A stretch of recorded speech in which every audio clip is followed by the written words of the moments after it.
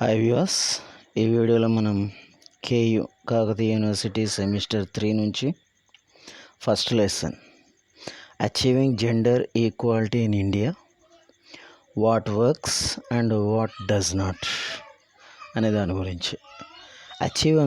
Achieving అంటే సాధించడం అని అర్థం. జెండర్ ఈక్వాలిటీ అంటే జెండర్ అంటే మేల్ జెండర్, ఫీమేల్ జెండర్. ఈ ఇద్దరి మధ్యలో స్త్రీ పురుషుల మధ్య ఈక్వాలిటీ అంటే సమానత్వాన్ని సాధించడం ఎలా అనే దాని గురించి మనకి రైటర్ స్మృతి శర్మ గారు ఈ లెసన్లో చెప్పడం జరిగింది. ఫస్ట్ పారాగ్రాఫ్ చూసినట్లయితే కవి అంటే రైటర్ గురించి. Smriti Sharma obtained her PhD in economics from Delhi university. Delhi యూనివర్సిటీలో ఆమె పిహెచ్డి చేయడం జరిగింది. ఏ సబ్జెక్ట్లో అంటే ఎకనామిక్స్ సబ్జెక్ట్లో ఆమె పిహెచ్డి సాధించడం జరిగింది. Okay, and now works as a lecturer in economics at Newcastle university business school in UK. UK అంటే యునైటెడ్ కింగ్డమ్లోని న్యూ క్యాసిల్ యూనివర్సిటీ బిజినెస్ స్కూల్లో ఆమె ఇప్పుడు ఎకనామిక్స్ లెక్చరర్గా పనిచేస్తున్నారు. Okay, her fields of specialization are development economics, labor economics and behavioral economics. ఆమె ఏ సబ్జెక్టులలో specialisation చేసింది అంటే డెవలప్మెంట్ ఎకనామిక్స్ని ఏ విధంగా డెవలప్ చేయాలనే దాని గురించి, లేబర్ ఎకనామిక్స్ లేబర్కి సంబంధించిన ఎకనామిక్స్ గురించి, అండ్ బిహేవియరల్ సంబంధించిన ఎకనామిక్స్ ఈ సబ్జెక్టులలో ఆమె స్పెషలైజేషన్ చేయడం జరిగిందన్నమాట. Next, one of her research interest is gender based discrimination. So ఆమె ఈ పిహెచ్డి చేసింది కానీ అందులో భాగంగానే interest is in gender based discrimination. ఆమె రీసెర్చ్ చేయడం జరిగింది. దేని మీద అంటే జెండర్ బేస్డ్ డిస్క్రిమినేషన్ అంటే లింగ వివక్ష. డిస్క్రిమినేషన్ జెండర్ అంటేనేమో లింగ అంటే స్త్రీలింగము పురుషలింగము. సో స్త్రీ పురుషుల మధ్య డిస్క్రిమినేషన్ అంటే తేడాలు, వ్యత్యాసం అనేది, అసమానత్వం అనేది ఆమె టాపిక్గా తీసుకోవడం జరిగింది. దాని మీద రీసెర్చ్ చేసింది తను పిహెచ్డి చేసే క్రమంలో. సో ఆ రీసెర్చ్నే ఇక్కడ మనకు లెసన్గా ఇవ్వడం జరిగింది. Next, gender inequality has been a social issue in India for centuries. For centuries అంటే కొన్ని శతాబ్దాలుగా సోషల్ ఇష్యూ మన భారతదేశంలో కొన్ని సోషల్ అంటే సామాజిక ఇష్యూస్ అంటే ప్రాబ్లమ్స్ ఉన్నాయి. అందులో ఒకటి ఏంటిది అంటే జెండర్ ఇన్ఈక్వాలిటీ అని. సో దీంతోపాటు చాలా సోషల్ ఇష్యూస్ అనేటివి ఉన్నాయి. చైల్డ్ లేబర్ కావచ్చు, లేదంటే చైల్డ్ మ్యారేజెస్ కావచ్చు, ఇటువంటి చాలా ఇష్యూస్ ఉన్నాయి. కానీ ఈవిడ మాత్రం ఈ లెసన్లో మనకు ఒక సోషల్ ఇష్యూ గురించి, సోషల్ ప్రాబ్లం గురించి చెప్పడం జరిగింది. అదేంటంటే gender inequality. Okay, so next, the term gender inequality refers to A situation in which someone is treated less well because of their sex. Sex means male or female. జనరల్గా మనకు application ఫామ్లో sex అని ఉంటుంది. So male or female అని అర్థం. So ఈ male ఫీమేల్లో someone treated less, ఒకరినేమో తక్కువగా చూడడం అంటే స్త్రీలను తక్కువగా చూడడం, పురుషులను ఎక్కువగా ఆధిక్యంలో చూడడం అనేది జరుగుతూ ఉన్నది. ఈ సిచ్యువేషన్ గురించి ఆమె మనకి ఈ లెసన్లో రెఫర్ చేయడం జరిగింది. Okay, women have been facing gender discrimination. స్త్రీలు ఈ లింగ వివక్షను ఎదుర్కోవడం జరుగుతుందన్నమాట. అంటే స్త్రీలను తక్కువ దృష్టితో చూడడం, ఆడవాళ్ళే కదా అని తక్కువ దృష్టితో చూడడం అనేది ఇక్కడ ముఖ్య అంశంగా చెప్పడం జరిగింది. ఎట్ ఆల్ లెవెల్స్ అంటే ఇటు ఇంట్లో కావచ్చు, అటు బయట కావచ్చు, ఇటు చిన్నపిల్లగా ఉన్నప్పుడు కానీ, యంగ్గా ఉన్నప్పుడు కానీ, స్త్రీగా అయినప్పుడు కానీ, తల్లిగా కానీ, ఇలా అన్ని రకాలుగా ఆవిడ చిన్న చూపు చూడబడుతుంది. సో దాని గురించి చెప్పడం జరిగింది.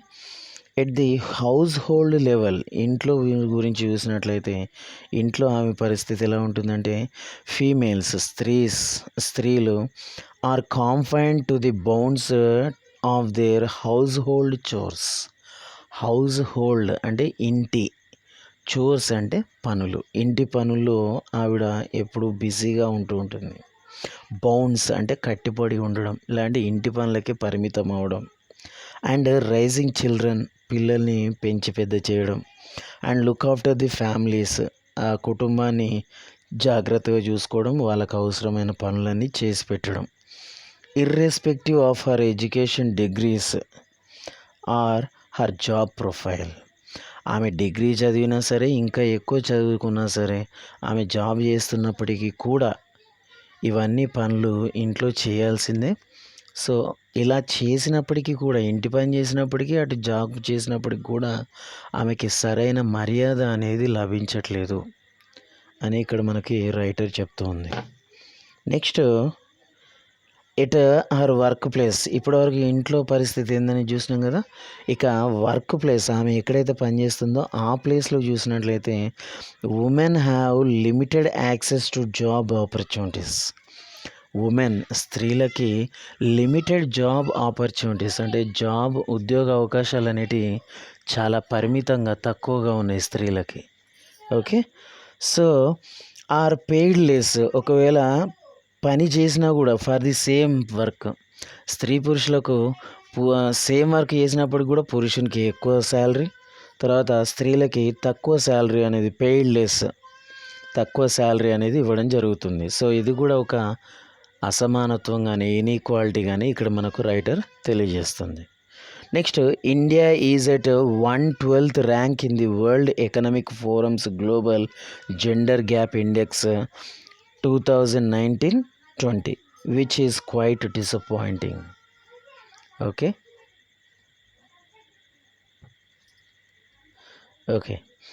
So global gender gap index 2019-2020 ప్రకారం మన భారతదేశం ప్రపంచవ్యాప్తంగా ఎకనామిక్స్ ఫోరమ్స్లో 112వ స్థానంలో ఉన్నది.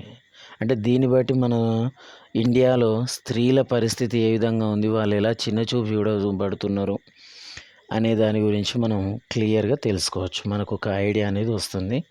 నెక్స్ట్, ఇన్ ది స్ట్రీట్స్, ఇక స్త్రీల పరిస్థితి వీధుల్లో చూసినట్లయితే ఏ విధంగా ఉంటుంది. అమాంగ్ ది రిలేటివ్స్, బంధువుల దగ్గరికి వచ్చేసరికి వాళ్ళ పరిస్థితి ఎలా ఉంటుంది. The demand of dowry payment from husband and in laws is one more reason for the violence against women. So ఇక్కడ స్త్రీల గురించి చూసినట్లయితే డిమాండ్ ఆఫ్ డౌరీ, కట్నం వేధింపులు, వరకట్న వేధింపులు అనేటివి కూడా ఫ్రమ్ హస్బెండ్, భర్త దగ్గర నుంచి, అండ్ ఇన్లాస్ అంటే ఫాదర్ ఇల్లా అండ్ మదర్ ఇల్లా, అత్త మామల దగ్గర నుంచి కూడా వేధింపులు అనేది ఎదుర్కోవడం ఇంకొక రీజన్గా కూడా చెప్పవచ్చు. స్త్రీలు ఎదుర్కొనే ఇంకొక సమస్యగా కూడా ఇక్కడ చెప్పుకోవచ్చు అని రైటర్ మనకు చెప్తున్నారు. Next, all these social practices make parents dislike spending money on girls health and education. So all these practices, వీటి కారణాల వల్ల the parents dislike spending money, ఈ పేరెంట్స్ అనే వాళ్ళ తల్లిదండ్రులు డబ్బుల్ని పెట్టాలి అంటే, ఖర్చు చేయాలి అంటే ఆన్ గర్ల్స్ హెల్త్, స్త్రీలకు సంబంధించిన హెల్త్ విషయంలో కానీ, ఎడ్యుకేషన్ల విషయంలో కానీ డబ్బులు ఖర్చు పెట్టడం ఒక వృధా ఖర్చుగా భావిస్తున్నారు parents. Okay, such parental preferences are reflected in male and female ratio. దీనివల్ల ఏమవుతుంది అంటే పేరెంట్స్ ప్రిఫరెన్సెస్, ఈ విధంగా తల్లిదండ్రులు ఆలోచించడం వల్ల ఏం జరుగుతుందంటే మేల్ ఫీమేల్ రేషియో అంటే స్త్రీ పురుష నిష్పత్తి అనేది తేడా వస్తుంది. అయితే మనకి ఇక్కడ చూడండి, there were 919 girls under age 6 per 1000 boys 2011 census అన్నాడు. సెన్సస్ అంటే ఏంటంటే జనాభా లెక్కల ప్రకారం, 2011 జనాభా లెక్కల ప్రకారం ప్రతి 1000 మంది అబ్బాయిలకి 919 మంది అమ్మాయిలు మాత్రమే ఉన్నట్లుగా మనకి 2011 గణాంకాల ద్వారా తెలుస్తుంది. Okay, the national family and health survey of 2005-2006 states that 37% of married women have been victims of physical or sexual violence committed by their husbands. So ఇక్కడ health survey, the national family and health survey ఇచ్చిన 2005-2006 survey ప్రకారము marriage చేసుకున్న married ఉమెన్లో 37% మంది వాళ్ళ husband చేత ఫిజికల్గా మరియు సెక్షువల్గా హింసకు గురవుతున్నారు అని ఈ అధ్యయనం ద్వారా మనకు తెలిసింది. 37% మంది వివాహితలు. ఓకే, నెక్స్ట్ చూసినట్లయితే the policy of empowering women in society is to give 1/3 representation in local leadership and equalising land inheritance rights turned to be successful one.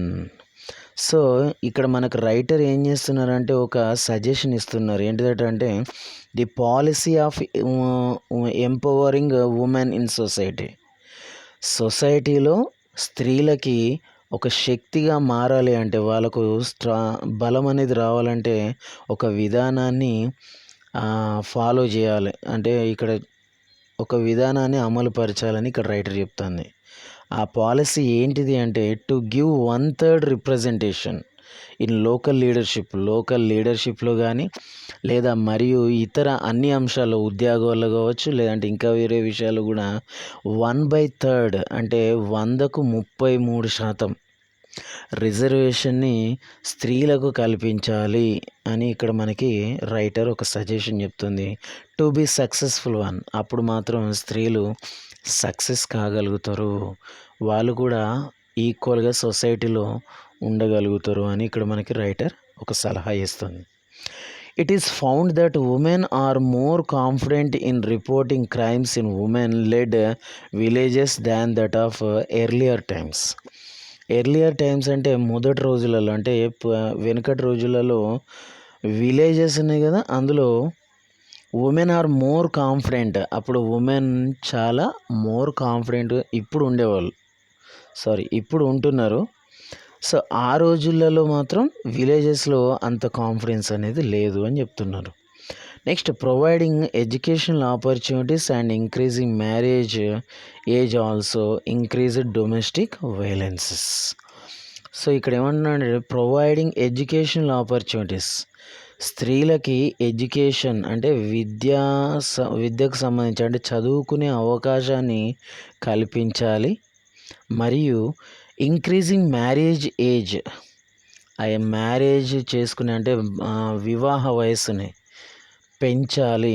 Increased domestic violence, దీనివల్ల ఏమవుతుంది అంటే డొమెస్టిక్ వైలెన్స్ అనేది తగ్గుతుంది. ఒకవేళ marriage age కనుక తక్కువ ఉన్నట్లయితే, అంటే చిన్న వయసులోనే స్త్రీలకు పెళ్లి చేసినట్లయితే డొమెస్టిక్ వైలెన్స్ అనేది పెరిగే ఛాన్సెస్ ఎక్కువ ఉన్నాయని చెప్తుంది. Next the visits of job recruiters increased the prospects employment. So visits of the job recruit చేసుకునే వాళ్ళు ఎవరైతే ఉన్నారో వాళ్ళు కూడా ఎంప్లాయ్మెంట్ని ఇంక్రీజ్ చేయాల్సిన అవసరం ఉంది అని చెప్తున్నాడు. In turn led to gender equality, అప్పుడు మాత్రమే స్త్రీలు పురుషులతో సమానంగా ఈ సమాజంలో ఉండగలుగుతారు అని రైటర్ మనకు తెలియజేస్తుంది. Next women from rural areas are trained and employment is shown to make them economic independent. Women from rural areas అంటే విలేజ్ నుండి వచ్చే స్త్రీలు ఎవరైతే ఉన్నారో విలేజ్లో ఉండేవాళ్ళు, ఆర్ ట్రైన్డ్, వాళ్ళకు ఒక మంచి ట్రైనింగ్ ఇవ్వాలి. అండ్ ఎంప్లాయ్మెంట్, వాళ్ళకు ఒక వర్క్ చేసుకునే ఉపాధి అవకాశాన్ని కూడా ఇవ్వాలని. అందువల్ల ఏమవుతుందంటే మేక్ దెమ్ ఎకనామిక్ ఇండిపెండెంట్, వాళ్ళు ఆర్థిక స్వేచ్ఛని అంటే ఎవరి మీద ఆధారపడకుండా తమకు తాము సంపాదించుకుని తమ కాళ్ళ మీద తాము నిలబడే విధంగా ఉంటుంది అని ఇక్కడ రైటర్ చెప్తున్నారు. దానికి గాను మనం ఏం చేయాలంటే గవర్నమెంట్ రూరల్ ఏరియాస్లో స్త్రీలకి ఉమెన్కి ట్రైనింగ్ ఇచ్చి వాళ్ళకి ఎంప్లాయ్మెంట్ కల్పించాలని చెప్తుంది. Next writer suggest that efforts of state and central governments in collaboration with private sector. So writer మనకి సజెస్ట్ చేస్తుంది, ఏమని చేస్తుంది అంటే the effort of state and central governments. State అంటే రాష్ట్ర ప్రభుత్వం, సెంట్రల్ గవర్నమెంట్ అంటే కేంద్ర ప్రభుత్వం. ఈ రెండు కలిసి ఏం చేయాలట, collaboration with the private sector, private రంగం యొక్క సహాయంతో, వాళ్ళ సహాయంతో can only bring equality between women on par with men. అలా వాళ్ళతో కలిసి అందరూ కలిసి కృషి చేసినప్పుడే ఈ ఉమెన్ అనేవాళ్ళు మెన్తో సమానంగా, పార్ విత్ ది మెన్ అంటే పురుషులతో సమానంగా ఈక్వాలిటీ, సమానత్వాన్ని సాధించగలరు అని చెప్తున్నారు. The importance of gender discrimination is to made A part of syllabus. అంతేకాకుండా ఈ జెండర్ డిస్క్రిమినేషన్, లింగ వివక్ష గురించి, స్త్రీ పురుష సమానత్వం గురించి పార్ట్ ఆఫ్ సిలబస్, పుస్తకాల్లో కూడా విద్యార్థులకి ఒక పాఠ్యాంశంగా చేర్చాలి అని ఇక్కడ మనకు రైటర్ సజెస్ట్ చేస్తుంది, అంటే సలహా ఇస్తుంది అని అర్థం. ఓకే.